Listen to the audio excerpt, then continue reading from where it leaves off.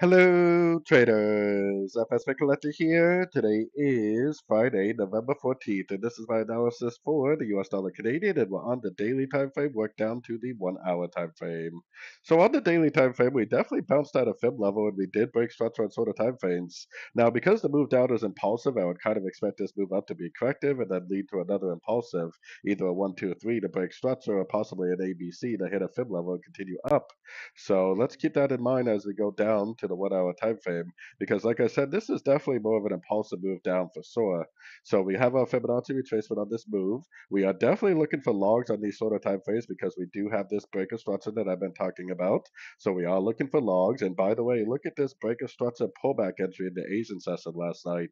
Those are the bread and butter trades right there. Breaker structure, pullback entry, beautiful, beautiful trade.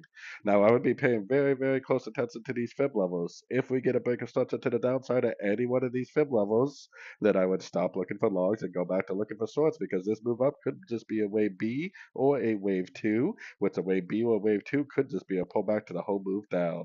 But while we learn and earn, we're definitely going to be looking for longs and hopefully trying to figure out whether it's an impulsive move or whether it really is a corrective wave B or a wave two. So anyways, don't forget to check out my website linked over here in the corner. And as always, thank you for watching and happy trading.